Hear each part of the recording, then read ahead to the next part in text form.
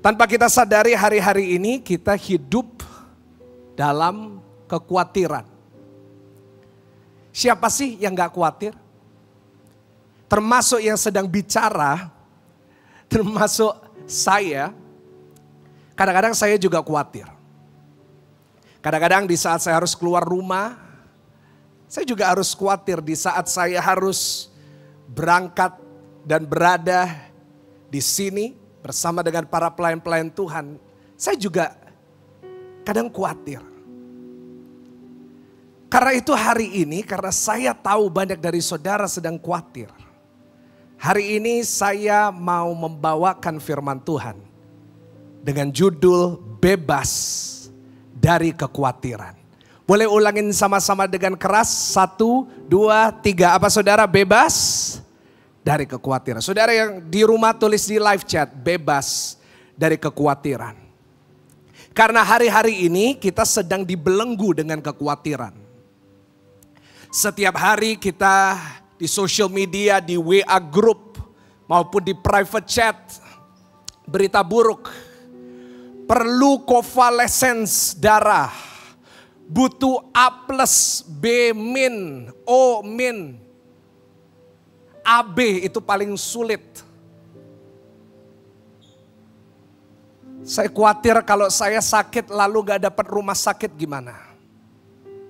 Saya khawatir kalau saya sakit, saya kena COVID, apakah kira-kira saya bakal dapat obat gak? Karena obat COVID yang Asamtra atau apa itu harga sudah tembus puluhan dan ratusan juta. Dan saya mau katakan kepada saudara yang mendengar, kalau saudara punya obat jangan ditimbun. Jangan dijual untuk keuntungan pribadi saudara. Karena keuntunganmu hari ini hanya berapa juta. Itu sedang mencelakakan jutaan orang juga. Banyak orang khawatir kalau sampai saya kena gak dapat ventilator gimana Pak Pendeta. Tentang PPKM ini juga membuat orang terbelenggu dengan kekhawatiran. Kemarin saya lihat di YouTube ada live streaming konferensi pers tentang perpanjangan PPKM dan masih belum ada kepastian. Kita hari-hari ini terbelenggu dengan kekhawatiran yang begitu mencekam. Dan tanpa kita sadari hidup kita gak pernah lepas dari kekhawatiran. Belum vaksin, khawatir. Nah, berapa banyak dari saudara yang belum vaksin? Belum vaksin khawatir, enaknya vaksin atau enggak ya? Mau vaksin kita bingung, ini Astra atau Sinovac? Udah vaksin yang pertama, bingung yang kedua. Aduh, kita khawatir gimana kalau yang kedua nggak dapat. Apakah nanti antibodinya akan terbukti atau enggak? Hidup kita nggak pernah lepas dari kekhawatiran. Setuju dengan saya? Bahkan dalam hidup kita nggak pernah berhenti. We never stop worrying in our everyday lives.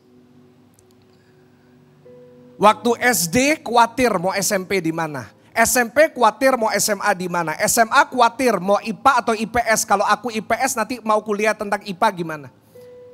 Udah lulus SMA khawatir tentang mau kuliah apa. Kuliah di mana. Udah kuliah, udah lulus. Khawatir mau kerja di mana. Udah kerja bingung mau beli rumah caranya gimana. Cicilannya mahal. Udah punya rumah bingung. Aku tinggalnya sama siapa? Haleluya, haleluya ya kan. Ada orang udah punya rumah tapi gak punya pasangan. Aduh kasihan deh lo ya kan. Udah punya rumah bingung mau nikah sama siapa. Para jombloan dan jomblowati. Udah menikah bingung gimana punya anak. Ada yang berapa tahun udah menikah belum punya anak. Udah punya anak. Muter lagi bingung anaknya SD di mana, SMP di mana, SMA di mana, kuliah di mana. Muter kan. Kalau udah tua, khawatirnya apa? Kalau aku tua, aku tinggal sama siapa?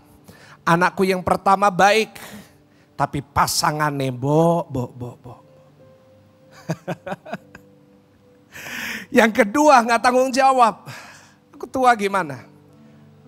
Udah di usia yang sangat tua, khawatir. Kira-kira kalau aku mati ada gak yang ngubur aku? Kira orang yang udah tua khawatir nanti aku dikuburin di mana? Karena itu udah mulai belanja tanah kuburan. Hidup kita gak pernah lepas dari kekhawatiran. Dan saya mau katakan kepada saudara, kekhawatiran itu bagian dari hidup. Tulis di live chat, bagian dari hidup. Memang yang namanya kekhawatiran itu bagian dari setiap kehidupan saudara dan saya. Termasuk pastor yang sedang bicara kepada saudara sekarang. Tapi saya catat di slide, memang kekhawatiran itu bagian dari hidup. Tapi itu tidak boleh jadi gaya hidup kita. Saya akan menjadi pendeta yang sangat munafik kalau saya katakan kepada jemaat, Bapak Ibu jangan khawatir. Sedangkan yang sedang bicara juga kadang-kadang khawatir. Memang kekhawatiran itu bagian dari kehidupan kita. Saudara mau sesuci apapun, saudara mau pelayanan sebanyak apapun, tidak pernah bisa lepas karena itu bagian dari hidup. Tapi saya mau katakan kepada setiap jemaat di rumah, jangan jadikan kekhawatiran gaya hidup saudara dan saya. Yang setuju katakan amin. Memang kekhawatiran itu bagian dari hidup, tapi gaya hidup yang benar bukan menjadi orang yang khawatir. Tapi gaya hidup yang benar saya catat di slide berikutnya. Don't be a warrior. Jangan jadi seseorang yang suka khawatir. Jangan gaya hidup kita khawatir. Tetapi gaya hidup kita, don't be a warrior, be a worshiper. Jangan jadi orang yang tukang khawatir, tapi jadilah penyembah. Karena saya percaya orang yang menyembah kepada Tuhan diberikan kekuatan yang baru, diberikan keberanian untuk melangkah untuk hari esok yang penuh dengan harapan. Memang saya mau katakan kepada saudara, memang worry is a part of life. But it is not a way of life. Karena itu hari ini bagi setiap jemaat Tuhan, saya mau katakan kepada setiap saudara, mari kita belajar hidup bebas dari kekhawatiran. Kita mau buka Alkitab kita bersama-sama dalam Matius 6. Matius pasalnya yang ke-6, ayatnya yang ke-25 sampai 34. Karena banyak orang-orang yang hari ini sedang khawatir. Hari ini saya rasa pantas untuk kita bicara tentang ini. Matius 6 ayat yang ke-25 sampai 34 saya akan bacakan buat saudara. Tapi mohon dengan keras, saudara baca yang keras di rumah. Karena itu aku berkata kepadamu, janganlah khawatir akan hidupmu, apa yang hendak kamu makan atau minum. Dan janganlah khawatir pula akan tubuhmu, akan apa yang hendak kamu pakai. Bukankah hidup itu lebih penting daripada makanan dan tubuh itu lebih penting daripada pakaian? Pandanglah burung-burung di langit yang tidak menabur dan tidak menuai dan tidak mengumpulkan bekal dalam lumbung. Namun diberi makan oleh Bapamu yang di surga. Bukankah kamu jauh melebihi burung-burung itu? Siapakah di antara kamu yang karena kekhawatirannya dapat menambah sehasta saja pada jalan hidupnya? Dan mengapa kamu khawatir akan pakaian? Perhatikan bunga bakung di ladang yang tumbuh tanpa bekerja dan tanpa memintal. Namun aku berkata kepadamu, Salomo dalam segala kemegahannya pun tidak berpakaian seindah salah satu dari bunga itu. Jadi jika demikian Allah mendandani rumput di ladang yang hari ini ada dan besok dibuang ke dalam api, tidakkah Ia akan terlebih lagi mendandani kamu, hai orang yang kurang percaya? Sebab itu janganlah kamu khawatir dan berkata, apa yang akan kami makan, apakah yang akan kami minum, apakah yang akan kami pakai? 32, semua itu dicari bangsa-bangsa yang tidak mengenal Allah. Akan tetapi Bapamu yang di surga tahu bahwa kamu memerlukan semuanya itu. 33, dengan keras, tetapi carilah dahulu kerajaan Allah dan kebenarannya, maka semuanya itu akan ditambahkan kepadamu. Ayat 34, dengan keras sekali lagi, sebab itu janganlah kamu khawatir akan hari besok, karena hari besok mempunyai kesusahannya sendiri. Kesusahan sehari cukup. Nah, ini ayat buat banyak orang yang tadi malam gak bisa tidur. Tadi malam Tuhan ingatkan kepada saya bahwa hari-hari ini banyak orang gak bisa tidur. Kenapa? Karena khawatir akan hari esok. Karena itu ayat 34 tadi udah membacakan. Sekali lagi sama-sama dengan saya katakan, bebas dari kekhawatiran. Saudara, untuk kita bisa hidup bebas dari kekhawatiran, untuk kita bisa bebas, kita harus terlebih dahulu penyebabnya. Harus tahu terlebih dahulu apa penyebab dari kekhawatiran. Karena untuk kita bisa membebaskan seseorang dari hukuman di pengadilan, kita harus tahu penyebabnya apa dia ada diadili di situ. Kita harus tahu penyebabnya. Sebagai lawyer kita harus tahu apa yang menyebabkan, pasal apa yang menyebabkan dia sampai bisa masuk ke dalam penjara, baru kita bisa bebasin. Begitu juga kalau kita mau bebas dari perasaan khawatir, yang saya tahu banyak dari saudara sedang khawatir hari ini. Mungkin bukan hanya tentang COVID, tapi tentang anak saudara, tentang cucu saudara, tentang suami saudara, atau mungkin tentang keluarga saudara yang lagi di rumah sakit. Mungkin sedang di ventilator, mungkin sedang ngalamin beban yang berat, mungkin tentang pekerjaanmu, kita khawatir tentang segala sesuatu. Kita harus tahu penyebabnya apa kok kita bisa khawatir. Hari ini saya mau tunjukkan kepada saudara apa penyebab dan sumber dari kekhawatiran.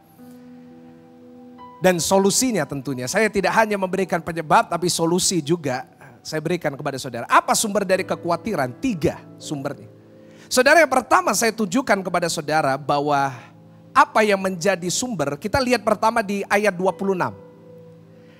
Dalam perikop ini kita bisa lihat penyebab dan solusi. Tuhan itu keren banget. Hanya dalam beberapa ayat dia bisa kasih banyak poin.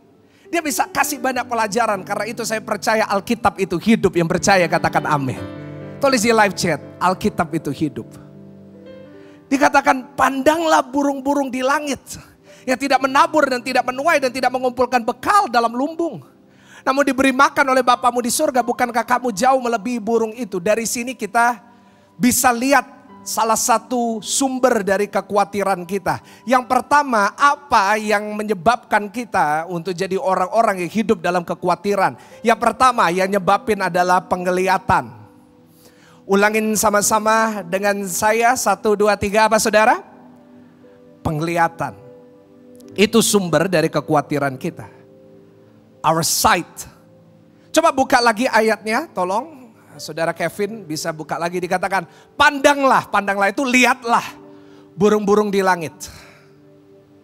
Mungkin saudara yang lagi khawatir, yang lagi ngalamin masalah, mungkin saudara bilang sama saya, Tuhan, Pak Pendeta, boro-boro saya lihat burung-burung, lihat tagihan saya udah pusing Pak. Lihat berita saya udah pusing. Lihat di situ, pandanglah, disuruh pandang. Mungkin kelihatannya sekilas ini seperti Tuhan kok santai banget ya. Dia di depan saya itu orang yang mau mati, ya di depan saya itu orang yang lagi sakit. Ya di depan saya itu laporan dokter yang bilang saya ini positif COVID. Ya di depan saya itu tagihan yang saya gak bisa bayar, utang yang saya gak bisa bayar, cicilan yang saya gak bisa bayar. Tapi Tuhan suruh pandanglah apa? Pandang burung. Disuruh lihat. Bukan berarti Tuhan itu santai banget. Lihatlah burung. Kan gitu kayak puisi puitis banget. Lihatlah burung-burung di langit. No. Tetapi Tuhan sedang mengajarkan kepada kita, ini perkataan Tuhan Yesus sendiri. Kenapa kita disuruh pandang burung-burung? Kenapa kita disuruh lihat? Karena seringkali apa yang kita lihat, sesuatu yang kita lihat yang dimana kita fokuskan semua tenaga kita kepadanya, membuat kita khawatir. Setuju dengan saya? What we see makes us worried. Coba ditampilkan yang pertama, sumber dari kekhawatiran supaya bisa di screenshot adalah apa yang kita lihat. Seringkali apa yang kita lihat membuat kita khawatir. Keterbalikannya juga apa yang kita lihat bisa membuat kita percaya. Saat saudara melihat mujizat, gampang percaya. Saat saudara lihat orang yang lumpuh berjalan, pasti beriman. Setuju dengan saya? Tapi begitu juga kalau ada orang lumpuh udah didoain, nggak sembuh-sembuh, iman kita jadi ciut. Lihat di situ. Apa yang kita lihat itu mempengaruhi iman kita. Pertanyaan saya, apa yang saudara lihat hari ini? What do you see? Atau saya boleh katakan, what are you seeing? Apa yang sedang kau lihat? Karena hari ini apa yang kau lihat setiap hari, apa yang kau lihat setiap pagi, apa yang kau lihat setiap malam sebelum tidur, akan membuat engkau khawatir. Atau boleh saya katakan, apa yang kita lihat bukan hanya di dunia nyata, tapi di dunia tipu-tipu, ada yang ngomong gitu. di dunia maya pun membuat kita khawatir. Pernah saudara nggak ada perasaan khawatir, lalu setelah saudara gini-gini, terus saudara jadi khawatir? Saya sering. Satu hari saya dapat broadcast tentang vaksin ini nggak efektif terhadap ini. Ada yang bilang vaksin bisa membuat mati. Ada yang bilang vaksin, kalau nggak vaksin yang kedua nanti vaksin yang pertama itu mubazir. Saya lihat ekonomi akan hancur, pertumbuhan ekonomi hanya di bawah 4%. Setelah saya lihat itu saya jadi khawatir, bukan? Hati-hati dengan apa yang kita lihat. Karena ada dua hal yang sangat mempengaruhi iman kita. Yang pertama apa yang kita lihat. Saat Thomas tidak melihat Yesus, dia nggak percaya. Saat Petrus melihat Yesus, dia percaya. Mata kita, penglihatan kita, itu mempengaruhi iman kita. Dan kalau kita tidak melihat yang benar, ya jelas khawatir dong. Kalau yang kita lihat yang salah, pasti khawatir dong. Dan yang mempengaruhi iman kita juga pendengaran. Tulis di live chat, pendengaran. Dua ini yang mempengaruhi iman kita. Yang pertama penglihatan dan yang kedua apa? Pendengaran. Apa yang kita dengar setiap hari dari teman-teman kita? Pastinya membuat kita khawatir. Karena itu sama Tuhan disuruh lihat burung-burung. Look at the birds in the sky. Lihatlah burung-burung di langit. Kenapa disuruh lihat burung-burung? Supaya kita tidak fokus dengan masalah yang ada di depan kita. Saudara, kalau hari ini yang saudara lihat hanya yang negatif. Yang saudara lihat hanya berita-berita yang mengerikan setiap hari. Saudara berada di news. Setiap hari saudara bangun pagi, saudara buka WA, saudara baca broadcast yang menakutkan. Ya jelas kita sampai dunia kiamat, atau sahabat saya bilang sampai ayam tumbuh gigi. Ih, kapan ayam bisa tumbuh gigi? Sampai kapanpun gak akan pernah bisa berhenti khawatir. Karena begitu kita kuat, kita lihat down lagi.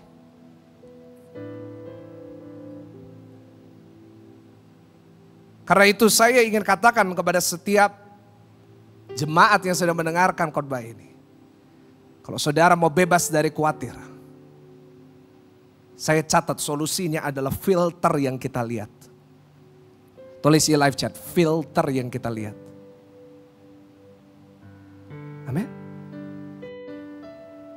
Karena apa yang kau lihat hari ini akan sangat mempengaruhi imanmu. Kalau hari ini ada akun Instagram yang menakut-nakutkan, saya advise saudara, coba di mute. Itu yang saya lakukan. Saya tahu penting buat kita untuk tahu keadaan. Tapi kalau setiap hari yang kita lihat berita, yang diposting tentunya yang menakutkan. Kenapa? Karena yang menakutkan mendatangkan likes lebih banyak, otomatis follow lebih banyak, uang lebih banyak. Haleluya. Haleluya. Boleh saya advise setiap bapak, ibu, saudara dan saya. Mohon maaf ada malfungsi di sini. Tapi gak apa-apa. Mungkin bagi saudara yang ngantuk tadi, jadi bangun saudara. Haleluya. Apa yang kau lihat sangat mempengaruhi iman. Karena itu, tunjukin sekali lagi. Filterlah yang kita lihat. Saudara, yang kedua. Apa sumber dari kekhawatiran kita? Catat baik-baik, catat baik-baik, catat baik-baik. Yang pertama penglihatan. Yang kedua kita baca sekali lagi ayat 26. Coba sekali lagi ayat 26 bisa ditampilkan oleh multimedia. Ya kan? Ayat 26 dikatakan, pandanglah burung-burung di langit yang tidak menabur dan tidak menuai dan tidak mengumpulkan bekal dalam lumbung, namun diberi makan oleh Bapamu yang di surga. Bukankah kamu jauh melebihi burung-burung itu? Yang kedua, apa yang menyebabkan kita untuk jadi orang yang khawatir? Penyebabnya, sumbernya adalah perasaan. Tulis di live chat, perasaan. Perasaan saudara dan saya seringkali membuat kita khawatir. Selain penglihatan, selain pendengaran, tapi perasaan atau kroso-krosoan. Nah itu orang Surabaya kalau berkata. Perasaan kita, our feelings makes us worried. Coba tampilin lagi ayat 26. Di mana bisa lihat Pak, perasaan membuat kita khawatir. Perhatikan kalimat yang paling akhir dari ayat ini. Dikatakan, bukankah kamu apa saudara? Jauh melebihi burung-burung itu. Kenapa Yesus berkata, bukankah kamu jauh melebihi burung-burung itu? Karena kadang-kadang ada orang yang merasa lebih rendah daripada burung-burung. That's the problem, you see? Perasaan membuat kita khawatir. Kadang-kadang yang kita khawatirkan itu kadang-kadang yang kita khawatirkan itu cuma perasaan. Banyak orang khawatir hanya karena perasaan. Saya catat di slide, penyebab khawatir adalah merasa tidak mampu. Merasa ya, sekali lagi perasaan. Ada saudara yang merasa tidak mampu. Yang membuat kita khawatir itu sebenarnya karena kita merasa kita nggak mampu. Ada orang khawatir tentang uang, ada orang nggak khawatir tentang uang. Ada orang khawatir bayar cicilan, ada orang nggak khawatir bayar cicilan. Kenapa ya? Membedakan apa? Perasaan. Perasaan yang bahaya adalah yang pertama, merasa tidak mampu. Kalau hari ini saudara suka merasa tidak mampu, aku nggak bisa, aku ini memang bodoh, aku memang nggak ada gunanya. Itu yang menyebabkan saudara suka khawatir. Tapi firman Tuhan berkata, aku mampu melakukan segala perkara sebab aku punya Tuhan yang dahsyat. Kita berikan tepuk tangan yang paling dahsyat, tepuk tangan yang luar biasa. Yang kedua, apa yang kita rasakan yang berbahaya? Yang kedua adalah merasa tidak berdaya. Orang yang merasa tidak berdaya akan jadi khawatir. Setuju dengan saya? When we are helpless, kita akan jadi khawatir. Beberapa hari ini ada seseorang di keluarga, bukan keluarga inti tetapi keluarga yang agak jauh, yaitu ipar saya punya mertua lagi di rumah sakit. Tapi saya percaya Tuhan bisa menyembuhkan di dalam nama Tuhan Yesus, termasuk bagi setiap jemaat yang kena COVID. Tuhan bisa menyembuhkan setiap saudara yang percaya. Kita berikan tepuk tangan yang paling meriah, tepuk tangan yang paling meriah. Tapi jujur yang membuat kita merasa khawatir adalah saat kita gak bisa apa-apa. Di saat hal yang harus kita lakukan di luar kendali kita. Dan yang ketiga, penyebab dari khawatir adalah merasa tidak cukup. Kekuatanku tidak cukup. Screenshot ini. Share ke teman-teman saudara, penyebab dari khawatir. Perhatikan kata pertama dari setiap poin ini, yaitu merasa. Kadang-kadang kita kalahnya sama perasaan. Karena itu saya catat, orang yang hidupnya mengutamakan perasaan, gampang dimanipulasi sama iblis. Tulis di live chat, saya tidak boleh ditipu sama iblis. Saudara, orang yang hidupnya selalu mengejar perasaan, kalahnya sama perasaan, gampang ditipu sama setan. Kenapa? Karena saya ingin katakan iblis itu jagonya mainin perasaan kita. Waduh, yang mainin perasaan bukan hanya buaya darat, Bu. Tapi yang mainin perasaan kita yang paling jago itu iblis. Iblis paling suka orang yang kalah dengan perasaan. Karena kalau dia bisa tipu perasaan saudara, dia bisa membuat engkau merasa gak aman, dia bisa membuat engkau merasa gak cukup, dia bisa membuat engkau merasa gak berdaya, dia udah menang. Tapi saya ingin katakan kepada setiap jemaat, jangan biarkan iblis menang. Tulis di live chat, jangan biarkan iblis menang.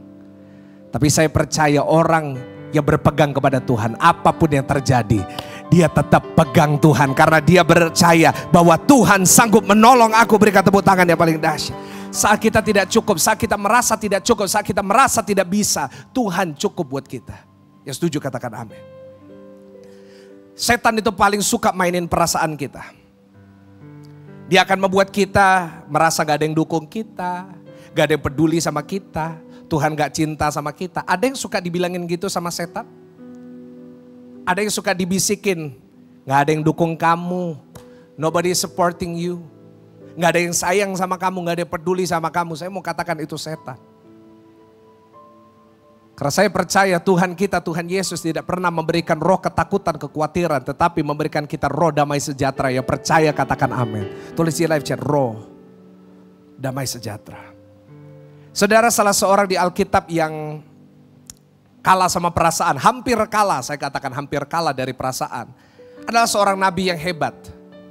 Namanya Nabi Elia. Coba buka 1 Raja-Raja 19 ayat 10. Di sini dia udah hampir hancur. Dia udah hampir mau bunuh diri. Dia minta Tuhan, Tuhan lebih baik aku mati aja. Dikatakan jawabnya, aku bekerja segiat-giatnya bagi Tuhan, Allah semesta alam, karena orang Israel meninggalkan perjanjianmu, meruntuhkan mesbah-mesbah Midian, membunuh nabi-nabimu dengan pedang. Hanya aku seorang dirilah yang masih hidup dan mereka ingin mencabut nyawaku. Lihat di sini. Dia seorang nabi dan dia berkata, aku udah ngelakuin semua. Tapi mereka bunuh semua nabi-nabi Tuhan. Tapi mereka bunuh semua nabi-nabi yang jahat. Mereka membunuh nabi-nabi yang mendukung aku. Dan aku hanya sendirian. Tapi saya mau tunjukkan sama saudara ayat 35 dari pasal 20. Ini satu pasal setelah dia mengatakan itu. Dikatakan seorang dari rombongan nabi itu berkata kepada temannya atas perintah Tuhan, pukullah aku. Tetapi orang itu menolak memukulnya. Nanti saudara bisa baca konteksnya. Tapi perhatikan di sini, Elia merasa sendirian, tapi sebenarnya dia nggak sendirian. Tapi karena dia berkata, aku mau mati, lebih baik aku mati. Kenapa? Karena dia merasa, karena dia kalah sama perasaan. Yang pertama kita kalah sama penglihatan, yang kedua kita sering kalah sama perasaan. Kita merasa nggak semulia burung-burung, padahal jelas kita lebih mulia, kita lebih diperhatikan daripada burung-burung. Karena itu yang ketiga, yang kedua mohon maaf. Apa solusi dari perasaan yang sering menghancurkan kita? Yang kedua, jangan kejar perasaan, tapi kejar kebenaran. Tulis di live chat, kejar kebenaran. Amin Bapak Ibu Saudara. Jangan kejar perasaan, jangan hidup selalu mengejar perasaan. Tapi kejarlah kebenaran Tuhan. Yang mau kita berikan tepuk tangan yang paling meriah, tepuk tangan yang paling dahsyat. Dan yang ketiga, apa sumber dari kekhawatiran? Saya mau kita buka ayat 28. Ada 3 ya, jadi hari ini kalau kita udah tahu penyebabnya, ayo kita belajar untuk kalahkan. Ya, saya udah kasih solusinya. Filter yang kita lihat, jangan kejar perasaan tapi kejar kebenaran. Yang ketiga kita baca ayat 28 sama-sama dengan keras. 1, 2, 3. Dan mengapa kamu khawatir akan pakaian? Perhatikanlah bunga bakung di ladang yang tumbuh tanpa bekerja dan tanpa memintal. Yang ketiga saya kasih jawabannya dulu. Itu ya, sumber dari kekhawatiran kita adalah pikiran. Ulangin sama-sama, tulis di live chat, pikiran. Pikiran kita seringkali membuat kita khawatir. Kembali ayat 28, dari mana Pak kok bisa dapat pikirin? Mengapa kamu khawatir akan pakaian? Perhatikan bunga bakung di ladang yang tumbuh tanpa bekerja dan tanpa memintal. Saya mau tanya, pernah saudara dalam satu hari saudara kemarin, pernah saudara mikirin tentang bunga? Ada gak yang mikirin bunga di taman sebelah rumah kira-kira tumbuh gak ya? Ada? Saya yakin gak ada ya. Gak ada dari kita yang peduli bagaimana bunga itu bisa tumbuh, bagaimana bunga itu dikit demi dikit bisa bertumbuh. Tapi di sini disuruh perhatikan bunga bakung. Kenapa? Saya akan tunjukkan kepada saudara. Nanti di akhir dari poin ini. Saudara, banyak kekhawatiran lalu dimulai dari pikiran yang kecil. Setan itu cuma kasih bahan bakunya, kayak setan itu kasih kayunya. Pikiran itu kayak percikan api. Dan masalah itu seperti minyaknya. Udah ada bahan bakunya, dikasih minyak, ada percikan, kebakar. Kita jadi khawatir. Dan saudara, pikiran yang kecil akan menjadi besar kalau kita mikirin terus. Karena itu kita buka Filipi 4 ayatnya ke-8. Karena itu Paulus dengan jelas dia sangat menekankan. Di salah satu surat terakhir dalam hidupnya dikatakan, jadi akhirnya saudara-saudara, semua yang benar, semua yang mulia, semua yang adil, semua yang suci, semua yang manis, semua yang sedap didengar, semua yang disebut kebajikan dan patut dipuji. Dikatakan apa? Pikirkanlah semua itu, karena Paulus mengerti betapa pentingnya pikiran. Dan di dalam surat yang sama dia mengatakan jangan kamu khawatir akan apapun juga. Karena itu disuruh Paulus jangan khawatir, caranya gimana? Pikirkan semua yang baik. Karena Paulus mengerti seringkali pikiran yang kecil yang terus dipikirin akan menjadi overthinking. Tulis di live chat, overthinking. Yang membuat saudara gak bisa tidur tadi malam, itu overthinking. Ya gak sih, tadi malam kita gak bisa tidur, kenapa? Kita bayangin kira-kira besok apa yang terjadi. Aduh, gimana kalau aku sakit COVID, gimana kalau aku perlu obat, aku gak punya uang, gimana kalau harus aku ke rumah sakit, aduh aku gak ada kenalan, gimana masuknya orang yang ada kenalan aja gak bisa masuk, gimana kalau aku, kalau sudah masuk meskipun gimana punya ventilator gak ada. Saudara, kadang-kadang kita ini buat cerita kita sendiri. Dan akhirnya kita gak bisa tidur sendiri karena overthinking. Ada saudara di sini overthinker? Boleh angkat tangan? Saya akan angkat tangan duluan. Dengan keras. Karena saya overthinking tentang segala hal. Karena saya terlalu banyak mikir. Dan terlalu banyak mikir, overthinking. Itu bahaya. Berpikir itu bagus. Setuju dengan saya? Tulis di live chat, berpikir itu bagus. Orang kalau kerja harus mikir. Tapi overthinking itu gak bagus. Overthinking itu negatif banget. Kenapa disuruh lihat bunga bakung?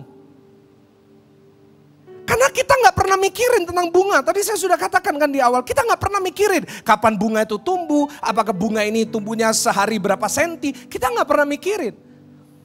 Tapi kita pikirin gak pikirin tetap tumbuh. Setuju dengan saya? Ada saudara karena saudara gak mikirin bunga terus bunganya berhenti tumbuh? Nah, karena itu saya catat, solusinya adalah harus sadar ini. Apa yang kita tidak pikirkan, itu dipikirin sama Tuhan. Apalagi yang kita pikirkan. Saya ulangi sekali lagi buat saudara, yang gak kita pikirin itu loh, Tuhan atur, Tuhan pikirkan, Tuhan pelihara, Tuhan tolong. Apalagi yang kita pikirin itu, Pak. Amin. Kalau bunga aja loh.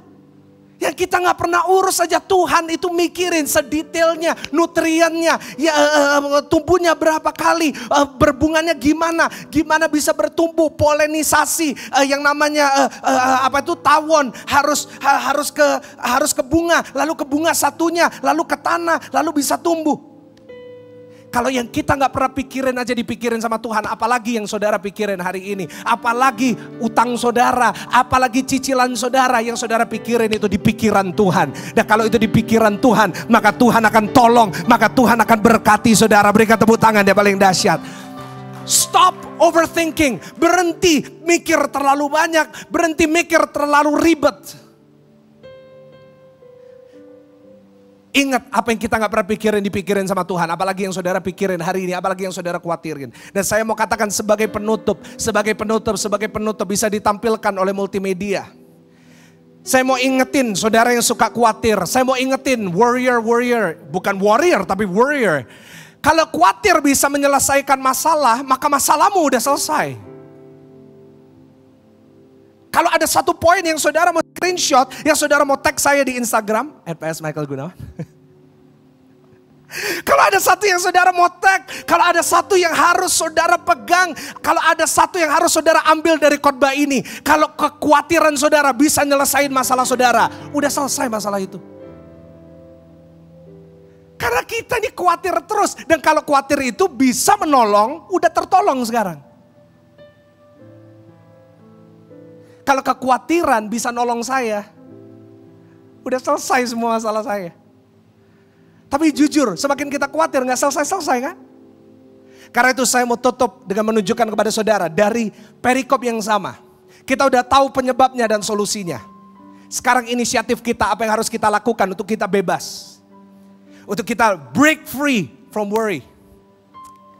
Apa yang harus saya lakukan supaya saya tidak khawatir? Baca ayat 32, ayat 32, ayat 32, ayat 32. Semua itu dicari bangsa-bangsa yang tidak mengenal Allah. Akan tetapi Bapamu yang di surga tahu bahwa kamu memerlukan semuanya itu. Yang pertama, apa yang harus saya lakukan untuk membebaskan diri saya dari kekhawatiran? Yang pertama, kenali siapa Tuhanmu. Tulis di live chat, kenali siapa Tuhan saya. Wow. Dikatakan tadi di ayat 32, bangsa-bangsa yang gak kenal Allah khawatir. Nah, kita yang kenal Allah jangan khawatir. Yang setuju katakan amin. Kenali siapa Tuhanmu. Kenali siapa Tuhanmu. Kenali bahwa Tuhan kita, Tuhan Bapa kita yang di surga adalah Bapa yang baik. Tulis di live chat, Bapa yang baik.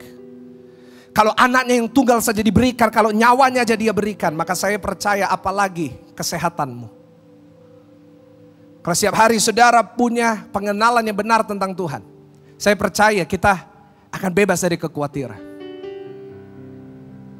Saudara, kalau saudara tahu siapa yang pegang kendali hidup saudara, pasti tenang. Saudara, saya tadi katakan, sebelum ibadah tadi saya swab WL ini.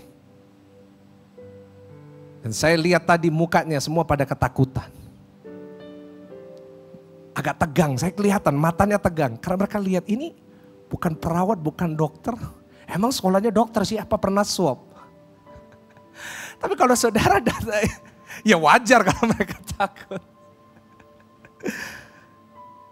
Tapi kalau kita diswab sama dokter yang paling ahli, nggak takut kita, nggak khawatir. Karena kita tahu, oh pasti dia bisa. Nah gitu.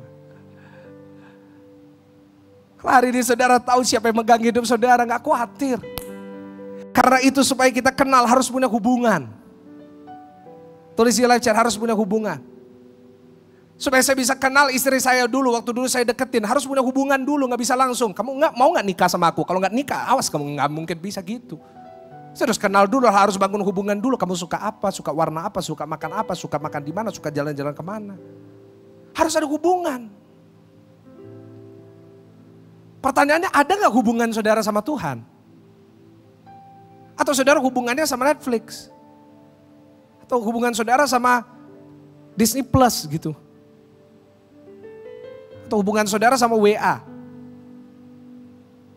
Orang yang memiliki hubungan itu selalu ingin bicara. Ya gak sih? Ingat dulu waktu pertama kali pacaran?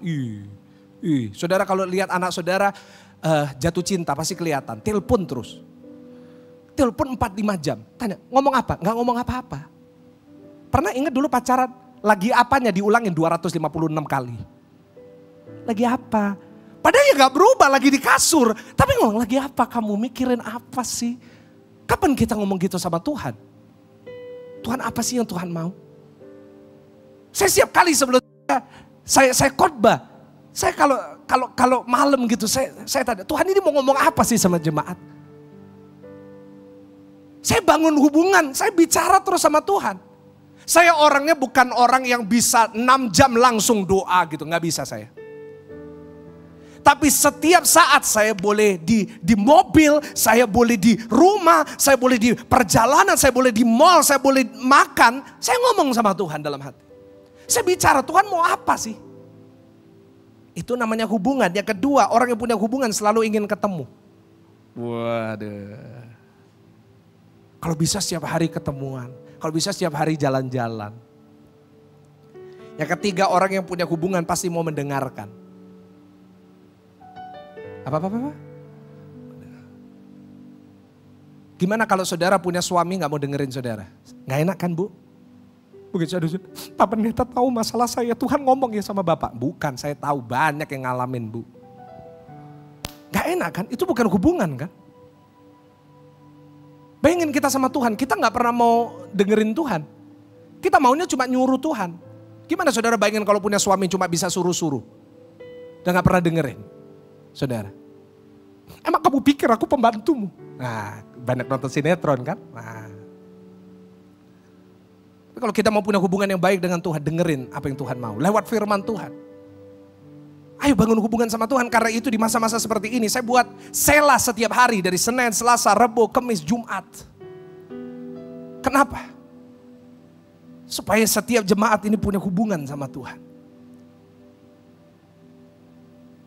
Saya berdoa hari ini kalau saudara mau bebas dari kekhawatiran, kenal siapa Tuhan dengan membangun hubungan. Yang kedua, Matius 6:33, tetap di perikop ini.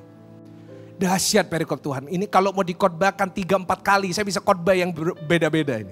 Keren banget. Tapi carilah dahulu kerajaan Allah dan kebenarannya, maka semua itu akan ditambahkan kepadamu. Yang kedua, pemain musik WL silakan naik, temenin saya. Bagaimana kita bebas dari kekhawatiran? Yang pertama, kenali siapa Tuhan kita. Yang kedua, tentukan prioritas hidupmu. Tulis di live chat, tentukan prioritas. Dikatakan carilah dahulu, duluan, didulukan, prioritaskan. Prioritize the kingdom. Prioritaskan Tuhan. Kalau hari ini prioritas hidup saudara dan saya, apa yang Tuhan mau? Oh, saya yakin pasti kita kuat. Bukan tentang apa yang saya mau, tapi tentang apa yang Tuhan mau. Santai pasti. Pasti gak khawatir. Seperti pegawai raja, seperti hambanya seorang raja. Hanya prioritaskan apa yang tuannya mau. Begitu juga kalau kita hidup seperti itu, tenang kita. Apa sih yang Tuhan mau? Segala sesuatu yang kita lakukan, apakah itu memajukan kerajaan Allah?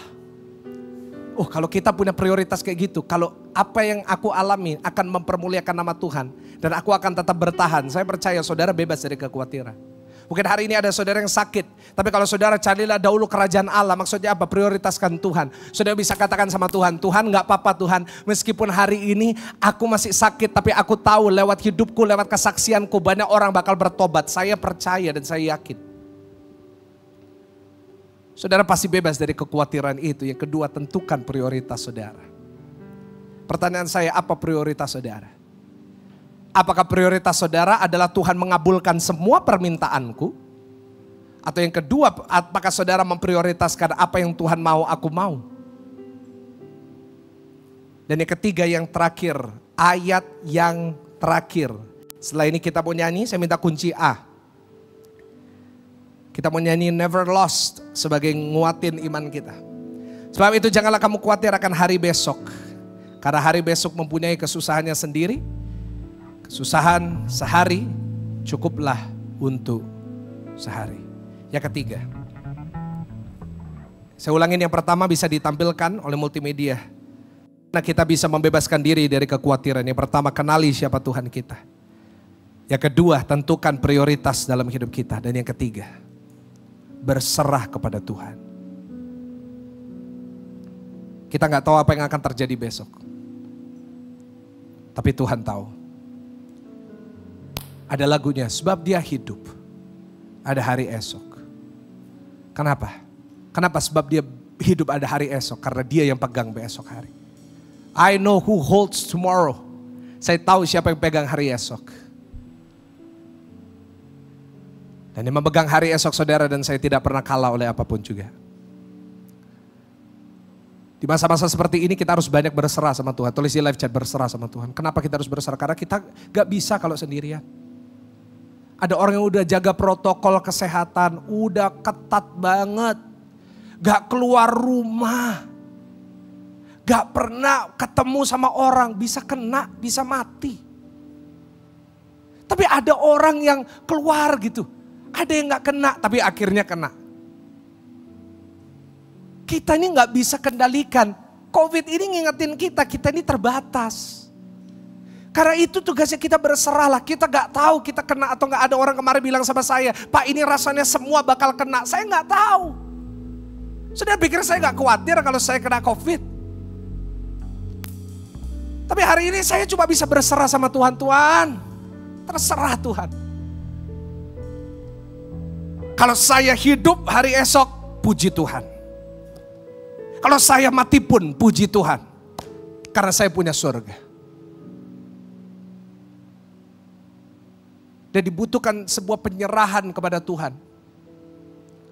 Untuk kita bisa tetap maju dalam hidup kita. Saya kadang-kadang ngomong sama Tuhan, Tuhan kalau Tuhan mau angkat saya lebih lagi dari ini. Puji Tuhan.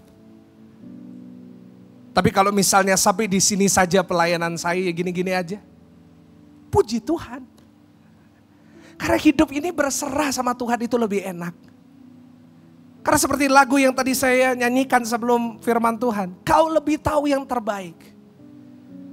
Tuhan kita tahu yang lebih baik buat kita. Karena itu berserah aja kepada Tuhan. Amin. Dia gak pernah kalah. Ayo bangkit berdiri, bangkit berdiri, bangkit berdiri, bangkit berdiri, bangkit berdiri, bangkit berdiri, bangkit berdiri. Jangan ganti channel dulu. Video-video yang lain itu bisa nanti. Ini saat saudara bersama dengan Tuhan. Berserah kenapa? Karena He's never lost a battle. Oh, haleluya, haleluya. Dia gak pernah kalah. Dan kalau kita bersama yang gak pernah kalah, the undefeated champion of the world. Kalau kita punya Tuhan yang gak pernah terkalahkan, namanya Yesus. Kalau maut aja gak bisa kalahin dia. Kalau kematian, kalau salib, kalau kubur, kalau para orang-orang Roma yang merupakan yang terbesar pada masanya gak bisa kalahkan Yesus. Apalagi COVID, apalagi cuma utang saudara, apalagi cuma cicilan saudara. Kalau bunga bakung dipelihara sama Tuhan, kalau burung yang gak pernah bekerja dipelihara sama Tuhan, apalagi saudara dan saya, apalagi kita yang berserah, apalagi kita yang siap hari berdoa, apalagi siap hari yang kita bersujud di hadapan Tuhan, berserah. He's never lost a battle. Dia gak pernah kalah.